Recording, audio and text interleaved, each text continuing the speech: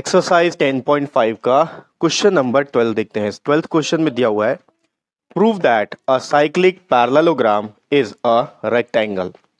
आपको प्रूव करना है कि एक साइक्लिक पैरेललोग्राम जो है वो एक रेक्टेंगल है। देखो रेक्टेंगल हो सकता है, ठीक है। देखो ये जो साइक्लिक पैरेललोग्राम बोल रहा है तो साइक्लिक पैरेललोग्राम कुछ और नहीं, एक साइक्लिक क्वाड्रिलेटरल ही है जो कि पैरेललोग्राम है, क्योंकि पैरेललोग्राम भी एक क्वाड्रिलेटरल होता है, ठीक है। तो इसका डायग्राम अपन कंस्ट्रक्ट करते हैं।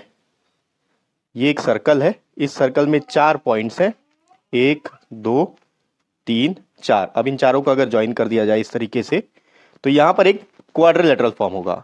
अब ये जो क्वाड्रिलेटरल है ये एक पैरेललोग्राम है, तो साइक्लिक पैरेललोग्राम हो गया, ठीक है। साइक्लिक पैरेललोग्राम वो पैरेललोग्राम जो जिसके चारों वर्टेक्स सर्कल पे लाई कर रहे हैं। मैं नाम दे देता हूं इसको ए बी सी डी। आपको प्रूव करना है कि ये जो ए बी सी डी है ये एक रेक्टेंगल है। अब देखो रेक्टेंगल भी एक पैरेललोग्राम ही होता है, क्योंकि रेक्टेंगल के ऑपोजिट साइड्स पैरेलल होते हैं और इक्वल भी होते हैं। यहां पर इस क्वाड्रिलेटरल में या इस पैरेललोग्राम में आप रेक्टेंगल का कोई भी प्रॉपर्टी अगर प्रूव कर देते हो तो ये प्रूफ हो जाएगा कि एक रेक्टेंगल है, ठीक है। तो मैं इसमें ये प्रूव करूंगा कि इसका जो ये एंगल है ये 90 डिग्री का है, तो ये प्रूफ हो जाएगा कि एक रेक्टेंगल है। देखो अब कोई भी एक एंगल को अगर आप प्रूव कर दोगे कि वो 90 डिग्री का है तो प्रूव हो जाता है कि रेक्टेंगल है। क्यों हो जाता है? देखो अगर ये पैरेलल लाइन है तो ये जो दो पैरेलल लाइन है इनके बीच का डिस्टेंस जो है थ्रू आउट सेम रहेगा, कहीं पे भी कम ज्यादा नहीं होगा, क्योंकि अगर कम ज्यादा होगा तो ये आगे चल के कहीं ना कहीं मीट करेंगे तो फिर वो पैरेलल लाइन नहीं कहलाएगा। तो ये जो दो लाइंस आपस में पैरेलल है ये थ्रू आउट सेम रहते हैं, इनका जो डिस्टेंस है थ्रू आउट सेम रहता है। इसका मतलब यहां का डिस्टेंस भी सेम है, यहां का डिस्टेंस भी सेम है, यहां भी सेम है और यहां भी सेम है। तो अगर मैं इस एंगल को 90 डिग्री प्रूव करता हूं तो ये जो एंगल है ये यहां पर ये जो लाइन सेगमेंट है ये इसके ऊपर परपेंडिकुलर रहेगा, यानी कि यहां से स्ट्रेट जाएगा। तो अगर ये एंगल 90 डिग्री है तो ये एंगल भी 90 डिग्री हो जाएगा ऑटोमेटिकली। और एक पैरेललोग्राम का ये आपको बता दिया कि पैरेललोग्राम है, पैरेललोग्राम का ये प्रॉपर्टी होता है कि उसके ऑपोजिट एंगल इक्वल होते हैं।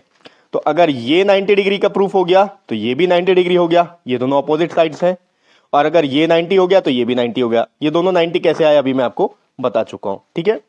तो यहां पर मैं आपको ये बता रहा था कि अगर आप किसी भी एक एंगल को प्रूफ कर दो कि वो 90 डिग्री का है तो ये प्रूफ हो जाता है कि एक रेक्टेंगल है, ठीक है। तो स्टार्ट कैसे करेंगे? देखो क्वेश्चन में आपको बोला है कि ये एक साइक्लिक पैरेललोग्राम है, तो एक साइक्लिक पैरेललोग्राम भी एक साइक्लिक क्वाड्रिलेटरल होगा। एक साइक्लिक क्वाड्रिलेटरल के ऑपोजिट एंगल का जो सम है वो 180 डिग्री होता है अकॉर्डिंग टू थ्योरम नंबर 10.11। एक पैरेललोग्राम का ये प्रॉपर्टी होता है कि उसके ऑपोजिट एंगल इक्वल होते हैं। तो वहीं से हम लोग शुरुआत करेंगे। एंगल यहां अपन ऐसे लिखते हैं, in parallelogram A B C D angle A is equals to angle C. क्यों इक्वल है?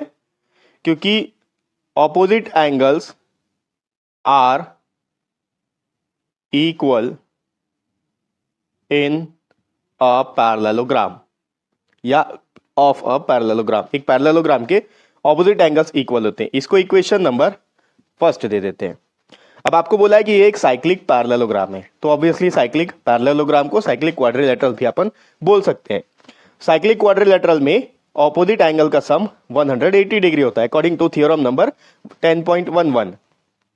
अकॉर्डिंग टू थ्योरम 10.11 आप उसका स्टेटमेंट लिख लोगे। थ्योरम 10.11 ये बोलता है कि एक साइक्लिक क्वाड्रिलेटरल के अपोजिट एंगल का सम एंगल ए और angle C, angle A plus angle C 180 degree का होगा, ठीक है। अकॉर्डिंग टू थ्योरम 10.11 में लिख चुका हूं, आप यहां थ्योरम लिख लोगे, स्टेटमेंट जो है उसका आप लिख लोगे।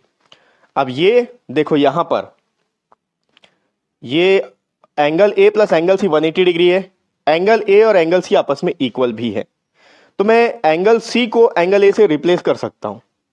Angle A plus angle A is equals to 180 degree. कहां से आया? From equation number first equation में हमने प्रूफ किया है एंगल ए और एंगल सी इक्वल है, तो एंगल सी को मैंने एंगल ए से रिप्लेस कर लिया। Angle A plus angle A हो गया 2 times of angle A is equals to 180 degree. Angle A is equals to, यहाँ 2 इसके साथ मल्टीप्लाई हो रहा है, राइट साइड जाके डिवाइड होगा, 180 डिवाइडेड बाई 2, 2 1 जा 2, 2 9 जा 18, 2 0 जा 0। एंगल ए का मेजरमेंट आ गया 90 डिग्री, यानी कि ये एंगल 90 डिग्री का है। अगर ये 90 है तो ये भी 90 होगा, और ये 90 है तो सभी के सभी एंगल 90 डिग्री होंगे, ये मैं आपको यहां पर शो कर चुका हूं। तो एंगल ए 90 डिग्री आ रहा है, तो आप लिख सकते हो therefore parallelogram A B C D is a rectangle. ठीक है, तो ये हो गया एक्सरसाइज 10.5 का 12th क्वेश्चन, और ये इस एक्सरसाइज का लास्ट क्वेश्चन भी है। इसी के साथ ये एक्सरसाइज यहां पर कंप्लीट हो चुका है। नेक्स्ट वीडियो से अपन इस आगे का पोर्शन देखेंगे, और नेक्स्ट वीडियो का लिंक आपको इसी वीडियो के डिस्क्रिप्शन बॉक्स में मिल जाएगा।